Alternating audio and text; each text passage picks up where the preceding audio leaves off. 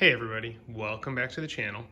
If you've been following along with the Cobra videos, you would have seen in the last video that I have found a buyer for the engine and associated performance parts that are in this car. So it is time to start tearing apart the MR2 and get this drivetrain out. So starting to do some of the minor unbolting. I put already pulled the two side covers for the engine bay out, and I'm basically just going to start pulling out a lot of the bolt-on stuff from up top, such as the strut brace and all the intercooler hosings and all the intake stuff and whatnot, and just slowly start working my way into this and getting all the parts pulled out of it. So, I'll stop in and give some updates along the way, just, to kind of point out a few little things here and there for anybody who's going to be undertaking this process down the road. I do have, I think it's like the MR2 Performance Manual book that I bought online. It actually has a nice little step-by-step process as far as getting the engine out of one of these. So that's kind of using that as a minor reference guide, as well as some videos and stuff I've seen online previously. So yeah, that being said, I am gonna dig in and get back to work on getting parts pulled out of this. All right, so the brace is removed as well as the side covers. So I'm gonna go ahead and get started on removing the parts from above. I am going to kind of concentrate on trying to show how things are installed and be a little more detailed with that, just because the person who is buying all these parts off of me is probably going to use this video for installing on their vehicle. So I want to make sure that I have really good views of where everything's mounted and whatnot. And as I'm taking things out, I'm going to go ahead and kind of detail what might have gone where and whatnot. So maybe a little over detailed in these videos as far as the disassembly goes, but I'm just trying to help him out when he goes to put this engine in his car. So I'm probably going to start with the air box and then work my way around the engine bay. Like I said, getting everything off of the front, rear, side firewalls as I'm going around. And then go from there. So I'm going to go ahead and get started removing the mounting hardware for the air box, as well as the air cleaner tube going down to the turbo. And then you can also see the two breather lines that are connected to it. Also, one thing to note, one of the brackets for the air box over here is where the solenoid for the boost controller is mounted. So you can see that it bolts on there. There's a hole drilled for it because I'll just have that kind of loosely draped over the engine once I take it off. So that is where that is mounted. It uses the bracket for the air cleaner. So all right, I'm gonna go ahead and get started on getting that removed. All right, started taking out the airbox pieces, the crossover tubes out. You can see the turbo there. I did get the boost solenoid removed, and it's here just draped over the engine. I just wanted to show that underneath is where the Innovate sensor, the map sensor, goes on this same bracket here. So I'm going to unscrew it. There's two screws that hold it in, and I'll get that loosened up. But just wanted to show that that's where that mounts, on the same bracket underneath the boost control solenoid. All right, airbox is out, and just to give you a heads up, the way it mounts is there's one tab that mounts on this stud here with a nut that goes on there. Then the other thing is the bracket goes actually in between the coolant neck and the body here, and uses a bolt on this side and a bolt here. And then the only other thing is this is the air temperature sensor. This does go into the air box right here where there's the grommet. So just to give you a heads up, that is what you need for the installation of the air box. All right, and I'm now digging into the fuse box. So what I did is disconnected these two connectors and then the two nuts off of that terminal, and then I can pull this part of the wiring harness loose by unclipping it here and remove it from the fuse box. All right, and before I disconnect anything else or remove it from the rear firewall, just kind of wanted to take a quick video, show you where everything is mounted. So you can see these brackets and whatnot that are mounted on the firewall. The coil is actually down underneath there as well. I'm going to start unbolting all these parts, and they'll just be kind of removed along with the engine draped over the engine tie it all together so everything's connected and easy to put back in.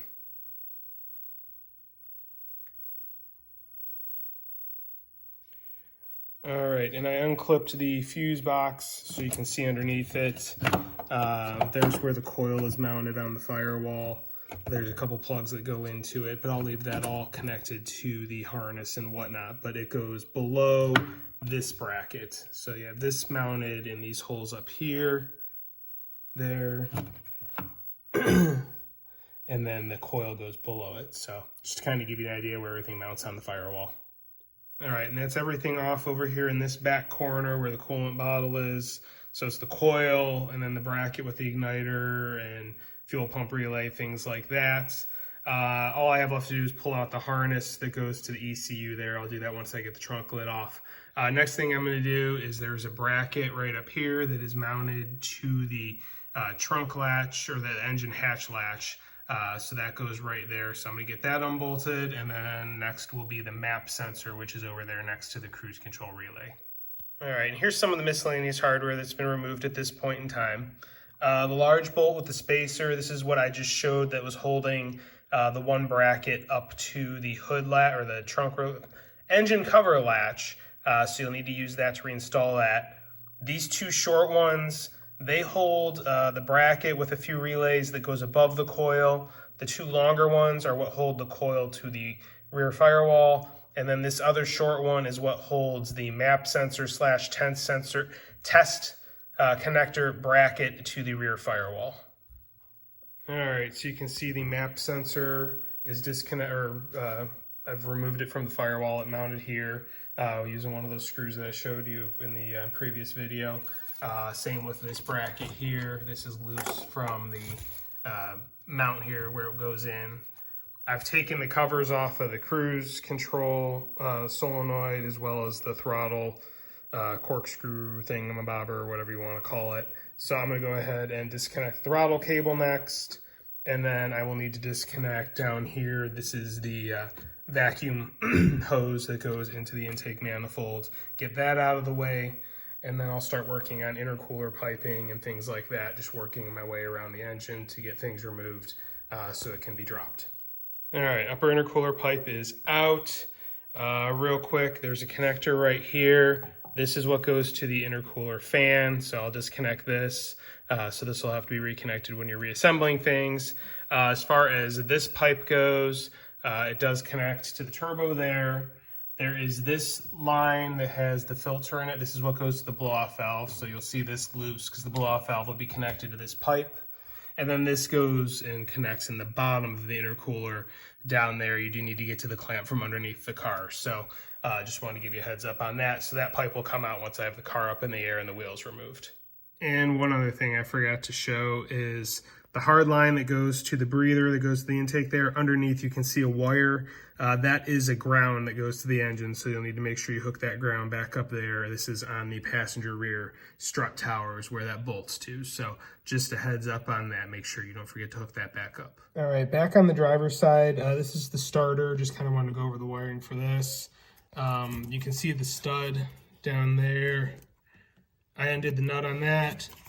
This goes on there along with the main power feed that comes from the car. So the bolt will be on there, but that's where that goes. All right, and then here we have the trunk. Here is the ECU and the wiring to the ECU in the trunk. Right here is a harness that this is part of the actual chassis harness, so this stays with the car. It does have one plug that goes into the ECU, so this is something, and then there's this plug here. So this is something that will have to be spliced into your this harness from your existing harness. But then here's the harness that goes through the firewall that goes to the actual engine, so that will be going out along with the engine and the ECU and all that stuff. So I'm going to start disconnecting things in here, get them ready to be pulled. All right, and there's this one random black wire here that's loose. You'll see that kind of zip tied to the same harness that goes to the boost control stuff, and that is actually for the boost controller. That is the trigger signal. It goes off one of the coil wires to go to the boost controller. so it can tell what RPM you're at and whatnot for its fuel cut and things along those lines. So I'm just going to cut this wire, snip it. You'll see, you'll just have to merge it back together when you put this stuff in your car. So just want to give you a heads up that is what that one random black wire is. You'll see one end that goes to the ECU harness, and then it'll be loose in the engine bay with some of the other wiring. All right, underneath the car, got the belly pan off from underneath the engine. Just wanted to kind of give an idea of where things are running. Here's the connector for the O2 sensor, the wideband for the boost controller. A couple of these other connectors are for my oil pressure gauges, which you won't need those. But you can see the O2 sensors plugged in there, and it's just kind of have it looped up and just kind of zip tied to things and whatnot. So I'm going to be starting to remove the exhaust, downpipe. Well, I'll leave the downpipe on the engine, but remove the exhaust, start loosening up some of these connectors, unplugging things, getting them out of the way, draining fluids and whatnot, and I can start doing all that to be able to get this engine out of here sooner rather than later. All right, current status. Got the intercooler pipe out that goes from the turbo to the bottom of the intercooler. Car is also up in the air at preliminary height up on jack stands, draining the coolant as we speak. Started disconnecting some of the wires underneath for the various sensors and whatnot. You can see them hanging down. I think next I'm going to start working on getting the exhaust out, and then I can start on trying to get the axles out once I drain the transaxle. So that's where I'm at the moment. All right, update time. Coolant completely drained and emptied out. Currently draining the transmission. Muffler has been removed. So next steps, I've also loosened up and removed the axle nuts since those needed a little bit extra torque to get on them. So those are out, as are the two small body braces. Well, there's one on each side. They have 2 bolts holding them in, one on each end. Those are all out. So I'm going to continue draining fluids. Probably get the mid pipe off of the down pipe, get that yanked out. And then probably the 2 rocker, or the front and the rear engine mounts that are the rocker mounts, and then go from there. So that is where I'm at the moment. All right, final update for today, because I'm going to wrap things up. Got the front rocker motor mount out. You can see it sitting there on the ground. I haven't put it away yet. Finished draining the engine oil, and then I disconnected the mid pipe from the down pipe, so that's all loose and ready to come out once I drop the subframe. So made really good progress today. This is all one day's work here for the most part, so pretty happy with that. I'm gonna continue to work on it a little bit each night during this week, because it's currently Sunday, and the new owner of this engine is looking to pick it up in a week. So I'm gonna go ahead and keep working on it a little bit here, a little bit there. But I mean, really, all I have to do in theory is get the rear suspension bits loosened up and pull the half shafts. Once the half shafts are out, I can drop the subframe.